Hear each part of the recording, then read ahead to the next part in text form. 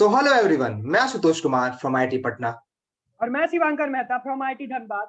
आप सबका एक बार फिर से स्वागत करते हैं हमारे यूट्यूब चैनल इंटीग्रेटिव लर्निंग पे, जहां हमारी सोच आप सबों तक बेहतरीन एजुकेशन को पहुंचाने की होती है। तो जैसा कि आप सभी को पता है कि हमारे चैनल पे ऑलरेडी इस सीरीज की 3 वीडियोस अपलोड हो रखी है और आपको आगे आने वाली वीडियोस का इंतजार होगा। तो चलिए, इसी इंतजार को खत्म करते हुए हम आपके सामने एक नए वीडियो लेके आए हैं जो कि इस सीरीज का फाइनल पार्ट होने वाला है। हम इस वीडियो में स्टेज 2 के जो एक इम्पोर्टेंट सेगमेंट होता है और जिसे हम फाइनल सेगमेंट भी कह सकते हैं, जो कि पर्सनल इंटरव्यू होता है, उसके ऊपर बात करेंगे। तो चलिए इस वीडियो की शुरुआत करते हैं और अगस्त वैल्यू से हम लोग जानते हैं। तो मैं चाहूंगा कि अगस्त पर्सनल इंटरव्यू से रिलेटेड सारी बातें बताएं कि उन्हें उनसे कौन कौन से क्वेश्चन पूछे गए थे और किस किन किन बातों का हम लोग को ध्यान रखना चाहिए। तो पर्सनल इंटरव्यू मतलब टाइम होता है generally 50 minutes to 1 hour 10 minutes, या तो लोगों को 1.5 घंटा भी चल सकता है। टाइम ज़्यादा मैटर नहीं करेगा। तो लोग कहते हैं कि जो उसका 40 मिनट में हो गया या उसका बहुत इजी था इसलिए वो रिकमेंड नहीं होगा, जिसका 1.5 घंटा चला बहुत अच्छा कैंडिडेट है तो रिकमेंड हो जाएगा। सब गलत फहमी है। मेरा 45 मिनट्स चला था सेकंड टाइम। पहली बार चला था 1 आवर 15 मिनट्स कॉन्फ्रेंस आउट था। सेकंड टाइम चला 45 मिनट्स या 50 मिनट्स रिकमेंडेड। यही देखो डिफरेंस है। तो इंटरव्यू जनरली बहुत इजी स्टार्ट होगा, एक कॉर्डियल कॉन्वर्सेशन होगा। तो जब स्टार्ट होगा कि आप बहुत शांत रहो, आपको वो लोग बहुत अच्छे से इनवाइट करेंगे, बहुत अच्छे से बात करेंगे। वो लोग मतलब वो लोगों को भी पता है कि हम 30 साल एक्सपीरियंस ऑफिसर है, वो बंदा अभी अभी आने का, वो मतलब हमारा एज उनके एक्सपीरियंस में आधा है अगर मैं आप वर्ड्स में बोलूं। तो वो लोगों को भी मालूम है ये कोई बड़ा ऑफिसर नहीं है, एक अच्छा कैंडिडेट है। वो लोग भी आपको फी करने का चांस देंगे unless and until you show off in front of the officer, they be friendly with you. आप ऐसा है कि नहीं मेरे को बहुत एटीट्यूड दिखाना है, तो वो लोग भी उनका दिखा देंगे व्हाट दे हैव। जनरली दिखाओ मत एटीट्यूड, दिखाओ मत, बस सिंपल रहो। सिंपल डाउन टू अर्थ बहुत हेल्पफुल होगा एसएसबी में। तो बस स्टार्ट होगा। तो इंटरव्यू ना जनरली 2-3 टाइप्स के इंटरव्यू होते हैं। एक इंटरव्यू जो होता है आपको सिर्फ फैमिली के बारे में पूछेंगे, बस फैमिली, पॉकेट मनी, इसे स्टैंडर्ड इंटरव्यू क्वेश्चंस होते हैं, डेली रूटीन, फ्रेंड्स, बस। दूसरी तरह का इंटरव्यू होता है कि अलग ही चले जाएगा। हाँ, इधर पीएक्यू बहुत इंपॉर्टेंट है इंटरव्यू में, जैसे मैंने पहले कहा था। तो सेकेंड टाइप ऑफ इंटरव्यू ये है कि आप थोड़ा पढ़ाई के बारे में लेके जाएगा। जैसे पूछ रहा था कि मेटलर्जी क्या है 12th वाले बच्चों को। जैसे आप नेवी में जा रहे हो तो शिप कैसा चलेगा, एयरफोर्स में जा रहे हो तो एक फाइटर पायलट में कौन सा प्रिंसिपल लगेगा, आर्मी में जा रहे हो जैसे एक बंकर का पावर कितना हो सकता है। तो ये सब थोड़े आ जाते हैं साइंस के क्वेश्चन। तीसरी टाइप का इंटरव्यू होता है मतलब जैसे करंट अफेयर्स पे बहुत ज्यादा डालेगा कि नेवी के बारे में बताओ, अभी क्या क्या चल रहा है, एसएआरसी क्या है, बाव क्या है, ये इंस्टीट्यूट कहाँ है, वो इंस्टीट्यूट कहाँ है, अभी इंडिया का पोजीशन क्या है। थोड़े लोगों को सब कुछ 3 मिला के एक परफेक्ट इंटरव्यू होगा। फैमिली, सब्जेक्ट, करंट अफेयर्स, तीनों मिला के एक इंटरव्यू होगा। वो सबसे बढ़िया इंटरव्यू होता है मेरे हिसाब से, क्योंकि ही इज कवर एवरीथिंग।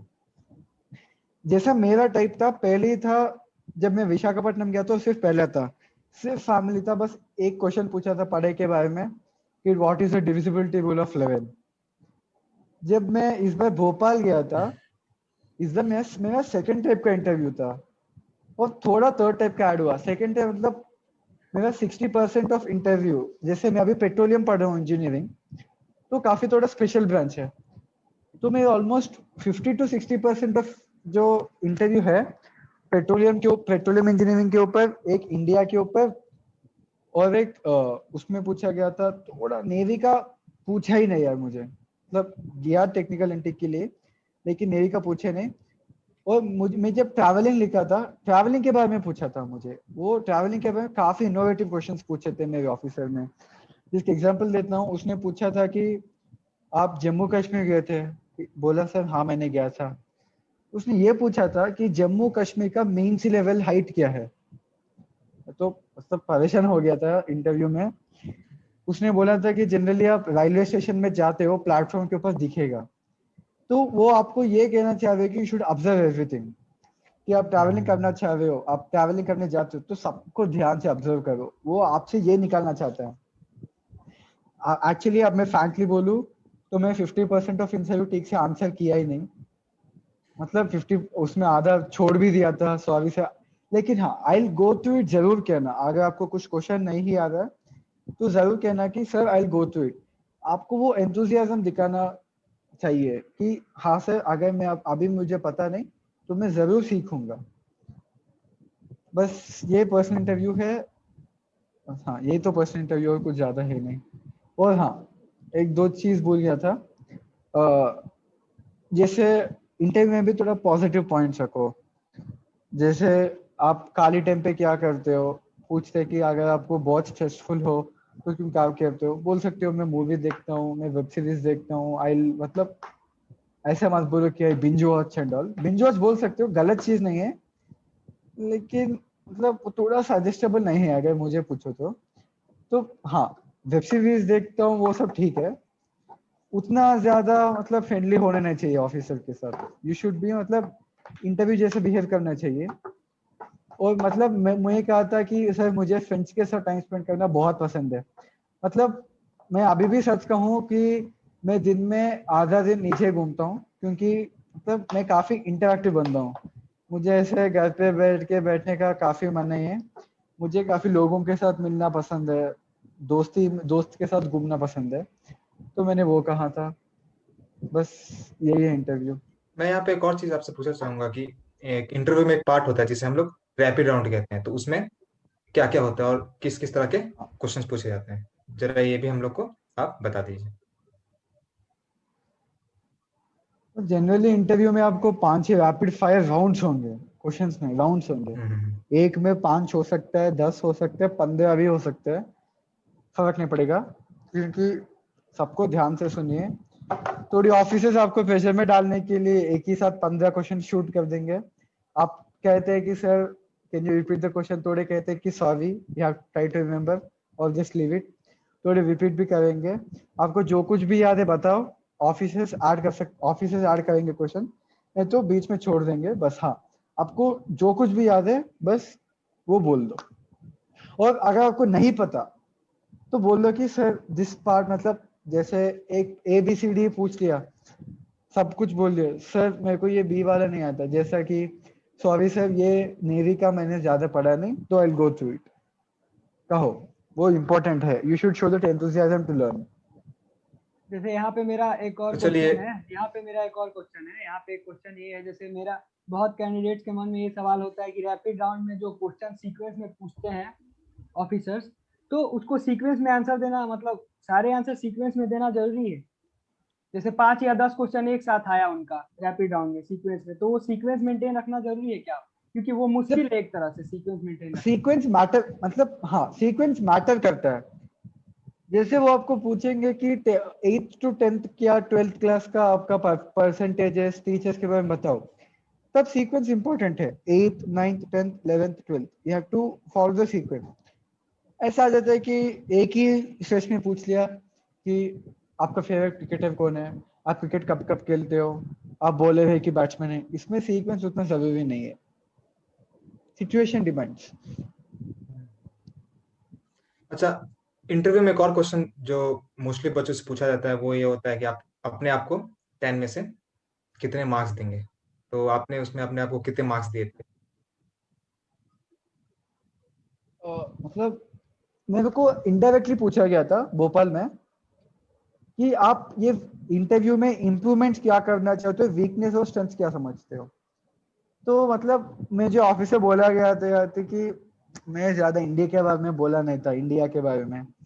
तो ऑफिसर मुझे कहा था कि when you are joining the arm forces you should have minimum knowledge about your country. तो मैं तो परेशान हो गया था। तो नेगेटिव्स में मैंने बोल दिया कि सर अगर आप अभी भी सर को चीट करने की कोशिश मत करो, कि नहीं sir I give 10 on 10, because interview भी आपने एक मिस्टेक आइडेंटिफाई किया है, तो except that mistake. Sir I give 9, I give 9.5 because मुझे लगता है कि ये इंप्रूवमेंट होगा। जैसे मैंने कहा था कि ये सर मेरे को थोड़ा कंटेंट के बारे में सीखना मेरा रिस्पॉन्सिबिलिटी है, वो मैं कहा था। और बाकी सब मैं बहुत अच्छा किया था। इंटरव्यू में मुझे पूछा था कि 2 बार, आर यू श्योर कि तुम्हारा बाकी इंटरव्यू अच्छा गया? मैंने बोला हाँ sir. Are you sure mister Agastya? मैंने बोला हाँ sir, I am pretty sure कि मैं इंटरव्यू बहुत अच्छा गया। बस ये होता है।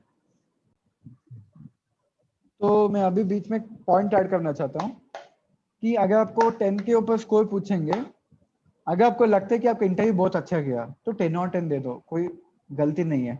अगर मेरे को वो इंटरव्यू नहीं बोलता था कि तुम थोड़ा वीक हो तो मैं पक्का 10/10 नहीं तो 9.8 तो भी देता था कि सर मैंने थोड़ा नहीं दिया, इसलिए मैं 9.8 देना चाहता हूँ। खुद को अंडर एस्टिमेट मत करो sir, I will give only 4, I will give 5। अगर आपको लगता है कि सब कुछ बोल दिया, इंटरव्यूअर कुछ इंटरव्यू नहीं किया, बोल दो sir, give 10/10, I am a perfect candidate.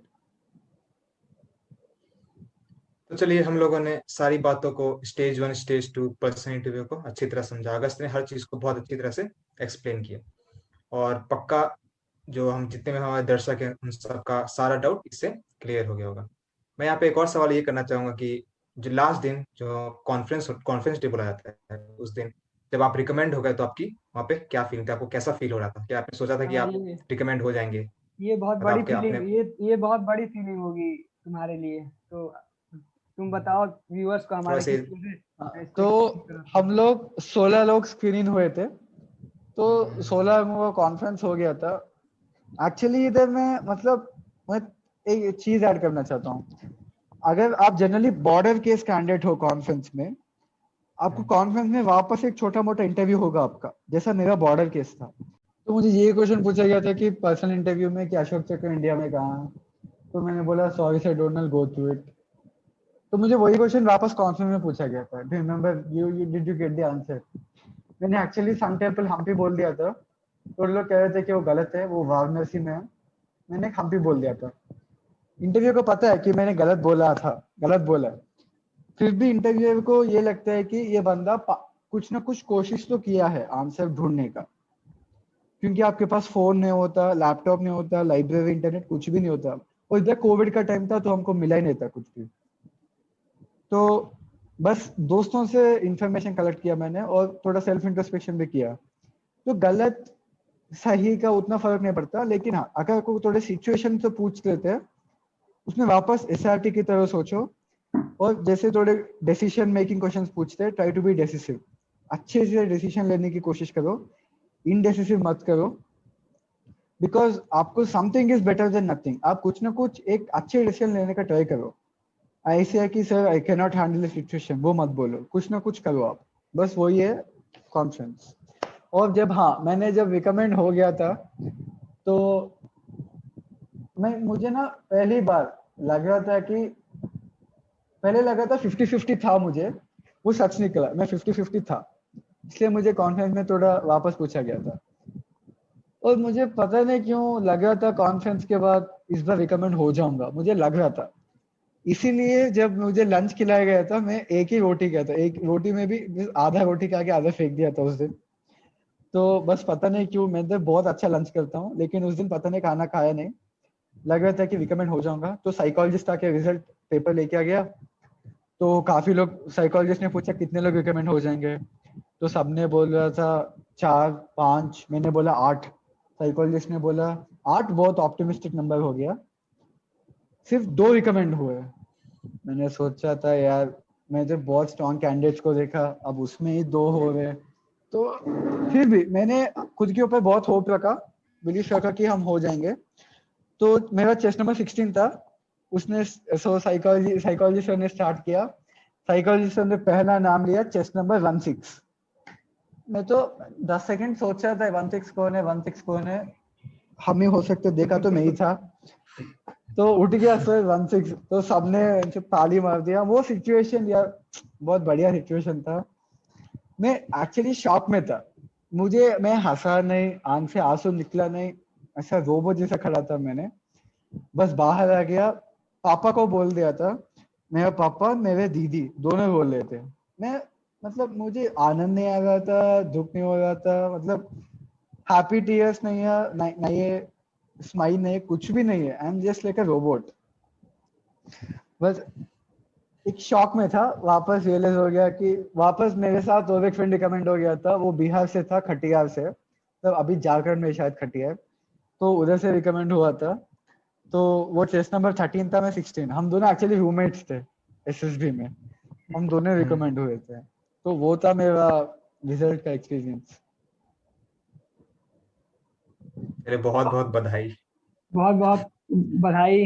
Recommendation अपने आप में बहुत बड़ी चीज होती है, अगर हम्म, और तुमने वो कर दिखाया, बहुत बहुत बहुत बहुत बड़ी चीज है वो।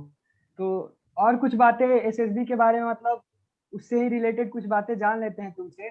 जैसे तुम व्यूअर्स को बता दो कि तुम्हारा 5 दिनों में बेस्ट मोमेंट कौन सा था, क्योंकि मैं जब एक दिन के लिए वहाँ स्टे किया था तो मुझे इतना बढ़िया, मतलब वो फीलिंग जो थी मैं नहीं बता सकता। ऐसा लग रहा था कि उस जगह को छोड़ के वापस ना आऊं, इस तरह की वाली फीलिंग थी। तो तुम तो 5 दिन वहां रह के आए और उसके साथ रिकमेंडेशन भी ली तुमने, तो तुम उसमें से तुम्हारे जो बेस्ट मोमेंट्स है वो थोड़ा शेयर करो कि कौन से बढ़िया मोमेंट्स थे। मतलब अगर 5 दिन पूरा बेस्ट मूवमेंट पूछो तो कह सकता हूँ कि रिकमेंडेशन मूवमेंट है, लेकिन वो सबके लिए अच्छा मूवमेंट है। लेकिन पहले 4 दिन में बहुत बढ़िया बढ़िया मूवमेंट्स हुए थे मेरे साथ। एक, हम चौथे दिन के रात को अंताक्षरी खेले थे रूम में, सब 16 कैंडिडेट्स बैठ के, बहुत बढ़िया मजा आया था उस दिन। मतलब रात 1 बजे तक कोई सोए, मतलब सोए नहीं थे रात 1 बजे तक, वो एक अच्छा मूवमेंट था। फिर सबसे मतलब वो मजेदार, मतलब वो मजा आया था एक्चुअली। भोपाल में जब मैं गया था मॉर्निंग 5 बजे, 5:30 को रिपोर्ट करना था मैं जीटीओ के पास, तो सब लोग 4 बजे उठ गए थे। तो भोपाल में जब था टेम्परेचर 3 डिग्री सेल्सियस, क्योंकि मैं दिसंबर में गया था, तो काफी ठंड है। और साउथ इंडियन जैसा, मतलब मैं साउथ इंडिया से हूँ, तो साउथ में कभी सिंगल डिजिट में जाता है भी नहीं टेम्परेचर, हैदराबाद में तो बिल्कुल नहीं। तो मेरे लिए काफी नया था वो। हाँ यार, मतलब मिल के बातें कर रहे थे वो ठंड में, ऐसे सब लोग, मतलब फुल शिवरिंग शिवरिंग बातें करते थे, बस बाथरूम पे खड़ के बिना चप्पल घूमे, तो लग रहा था कि स्नो पे चल रहे। कोई नहाता ही नहीं था यार, मतलब मैं तो 4 दिन में सिर्फ एक बार नहाया था, एक साइकोलॉजी के दिन, वापस कॉन्फ्रेंस के दिन, बस। तो वो हालत था भोपाल में। वो मजा आता था, सुबह सुबह सब लोग ठंड में बातें करो। और सबसे गंदा बात, मैंने स्वेटर लेके नहीं गया और सिर्फ एक ही ब्लैंकेट लेके गया। तो 5 दिन यार मेरे लिए एक बड़ा हेल्थ था वो, मैंने पूरा नर्क देख लिया 5 दिन में। तो इसके बाद सेकंड क्वेश्चन मेरा ये है तुमसे कि तुम तीनों ऑफिसर्स, मतलब ऑफिसर्स कैसे लगे। हाँ यार, वो तो बहुत बढ़िया चीज था। हम हमको कॉन्फ्रेंस के दिन, जनरली कॉन्फ्रेंस से पहले एक ऑफिसर आप आके आपके साथ शेयर करते कि एक ऑफिसर की क्वालिटीज क्या होते हैं, सब कुछ। तो जनरली डिप्यूटी प्रेसिडेंट या प्रेसिडेंट आते हैं, तो हमें में डिप्यूटी प्रेसिडेंट आया था, सर का कैप्टन का रैंक था। सर का नाम मुझे पता नहीं, मैंने कोशिश किया नाम पता करने का, लेकिन पता कर नहीं पाया था। तो सर एक कैप्टन थे। हाँ यार, लेकिन उस दिन मैं तो वो सिचुएशन कभी भूल भी नहीं सकता। एक वाइट यूनिफॉर्म के ब्लैक ब्लेजर, इधर हाथ के ऊपर 4 स्ट्राइप्स थे, नेवी का 4 वो इंसाइनिया 4 थे। हम्म। तो परफेक्ट ऑफिसर, हाथ में सर के पास स्वॉर्ड ऑफ ऑनर था, पकड़ के सर ने वो जो हमारा, मुझे ना रिकमेंड होने से पहले मुझे सोचता था कि रिकमेंड होना पक्का इम्पोर्टेंट है, लेकिन जिस दिन मैं रिकमेंड हो गया, मैंने अपने इंटरव्यूइंग ऑफिसर या मैं डिप्यूटी प्रेसिडेंट को एक रोल मॉडल ले लिया था। मतलब मुझे सर का पर्सनालिटी बहुत अच्छा लगा था, मतलब वो मेरा रोल मॉडल है। अगर आप अभी भी पूछते हो कि आप आपका फेवरेट ऑफिसर क्या है, तब जिसको भी, जो भी ऑफिसर को मैंने आज तक मिला है, उनमें मेरा डिप्यूटी प्रेसिडेंट काफी, मतलब सर ने बहुत बढ़िया सर है, मतलब थोड़ा स्ट्रिक्ट है, मतलब परफेक्ट ऑफिसर है। फिर भी यार, वो जो सर का जो स्टाइल है बात करने वक्त कॉन्फ्रेंस से पहले, वो मतलब बहुत इंस्पायरिंग था। मैं वो सिचुएशन को भूल भी नहीं सकता। बहुत बढ़िया सर, मतलब नेक्स्ट लेवल आदमी कह सकते हैं। वो जो यूनिफॉर्म में बात कर रहे थे, परफेक्ट ऑफिसर, मतलब इतना बढ़िया ऑफिसर मैंने आज तक देखा नहीं, रियली। तो मेरा अगला क्वेश्चन ये है तुमसे कि तुम अभी आईआईटी से मतलब आईआईटी धनबाद से पेट्रोलियम इंजीनियरिंग कर रहे हो, और आईआईटी एक ऐसी जगह है जहाँ से तुम्हें डिफरेंट फील्ड्स में जाने का मौका मिलता है, किसी भी फील्ड में जिधर तुम जाना पसंद करते हो। तो उन फील्ड्स में से क्या आज भी तुम इंडियन आर्म फोर्सेज को प्रायोरिटी लिस्ट में सबसे ऊपर रखते हो? क्यों नहीं, इंडियन आर्म फोर्सेस ऑलवेज में टॉप प्रायोरिटी। मतलब आईआईटी ज्वाइन किया था, लेकिन मैंने बोला था कि एक बार रिक्वायरमेंट हो जाते हो तो आपको वो छोड़ने का मन नहीं होता, आपको घुसने का मन होता है। तो मतलब मेरा सपना यही है कि कंट्री को सर्व करना है, कि जो भी मैं करता हूँ थोड़ा कंट्री को प्रोवाइड। ऑफ कोर्स आईआईटी में जाने के बाद भी you can do for the country, research करते हो, कंट्री को प्रोवाइड कर सकते हो, लेकिन जो काम मुझे करना है वो आर्म फोर्सेस परफेक्ट है। तो हाँ, अगर आप अभी भी, मैं अप्रैल 12 को वापस इलाहाबाद जा रहा हूँ, एसएसबी इलाहाबाद इंडिया 146 के लिए। शायद 90% जाऊंगा, शायद कोविड के वजह से, नहीं तो अगर क्लासेस मिस हो रहा हूँ तो सोचूंगा, लेकिन 90% तो जाऊंगा। अगर उसमें मैं रिकमेंड हो गया, मेडिकली फिट हो गया, तो I will join the Indian army. तो वो परफेक्ट आंसर है, मैं ज्वाइन कर दूंगा। बिल्कुल हम चाहेंगे कि आप इंडियन आर्म फोर्सेस को ज्वाइन करें और हमारे कंट्री के लिए आप सर्व करें। बहुत बहुत गर्व की बात होगी आप जिस दिन इंडियन आर्म फोर्सेज को ज्वाइन करेंगे और सर्व करेंगे, क्योंकि इंडियन आर्म फोर्सेज में ज्वाइन करना और कंट्री को सर्व करना सबका सपना होता है, और वो सपना हर लोगों का वो सपना पूरा नहीं हो पाता है। लेकिन हम जरूर ये चाहेंगे कि तुम इंडियन आर्म फोर्सेज को ज्वाइन करो और अपने सपने को पूरी तरह जियो और हमारे देश के लिए कुछ करो। इसके बाद अगला क्वेश्चन मैं ये पूछना चाहूंगा तुमसे कि एसएसबी से आने के बाद तुम्हारे अंदर कौन कौन से मेजर चेंजेस तुमको दिखे? मेजर चेंजेस तो यार, मैं विशाखापट्टनम भोपाल से ऑब्जर्व किया, मैं काफी पतला होके वापस आ गया था। जब मैं विशाखापट्टनम गया था 5 दिन में 3 kg, भोपाल में 10 दिन था, 10 दिन में 3 kg घट के आ गया था यार। मतलब शॉक, पूरा बेली फैट जो बहुत कम हो गया था, काफी उसको क्या कहते हैं हिंदी में, ढीला हो, बहुत पतला आदमी। मतलब I became so very thin. तो अगस्त आप हमारे साथ जुड़े, हमारे चैनल के साथ जुड़े, और आपने जो भी स्टेज 1 स्टेज 2 मतलब एसएसबी के बारे में जितनी भी बातें बताई हमारे व्यूअर्स को, वो बहुत ही अच्छी तरीके से एक्सप्लेन किया आपने। छोटी छोटी बातों पर आपने जो भी अपने पॉइंट्स रखे, जो भी गलतियां आपने की थी उसको बताया, या फिर कहाँ कैंडिडेट्स जनरली गलती करते हैं उसको आपने क्लियर किया बहुत अच्छी तरीके से। इसके लिए मेरी तरफ से और जितने भी हमारे व्यूअर्स होंगे जो इस वीडियो को देख रहे हैं या फिर देख रहे होंगे, जिन्हें एसएसबी या फिर इंडियन आर्म फोर्सेज में जाने का जिनका सपना है, वो इस वीडियो को देख रहे होंगे, वो जरूर आपको थैंक्स बोलना पसंद करेंगे। मैं अपने तरफ से, इंटीग्रेटिव लर्निंग की टीम की तरफ से तुमको मतलब बहुत बहुत थैंक यू बोलना चाहूंगा कि तुम हमारे चैनल के साथ जुड़े और हमारे व्यूअर्स को तुमने बहुत अच्छी तरीके से गाइड किया। Thank you so much August. Viewers को और एनडीए एस्पिरेंट्स को भी मैसेज देना चाहूंगा कि आपका अब एनडीए रिटन एग्जामिनेशन खत्म हो चुका है। अब जरूरत है आपको एसएसबी इंटरव्यू पर ध्यान देने की, और एसएसबी इंटरव्यू ऐसा प्रोसीजर है कि आप 2-4 दिन प्रिपरेशन करके उसको क्लियर नहीं कर सकते। आपको अभी से अपने ऊपर ध्यान देने की जरूरत है, तो अपने ऊपर ध्यान दें। अगस्त ने जो भी छोटी छोटी बातें बताई आपको, हर प्रोसीजर के बारे में जो भी बातें बताई, उस पर ध्यान दें, अपने ऊपर काम करें, और हम आशा करते हैं कि आप एसएसबी इंटरव्यू क्लियर करके आप रिकमेंडेशन प्राप्त करके इंडियन आर्म फोर्सेज में अपनी सर्विस देंगे और हमारे देश के लिए कुछ करेंगे। तो अगर आपको ये सीरीज अच्छी लगी हो, आप इससे कुछ सीखे हो और आपको ये वीडियो अच्छी लगे, तो इस वीडियो को लाइक करें, प्लेलिस्ट को भी आप शेयर करें, वीडियो को शेयर करें, साथ ही साथ चैनल को सब्सक्राइब करें और बेल आइकन को भी प्रेस करें, ताकि इसी तरह की एजुकेशनल और मोटिवेशनल वीडियो आपको टाइम टू टाइम इस चैनल के थ्रू मिलती रहे।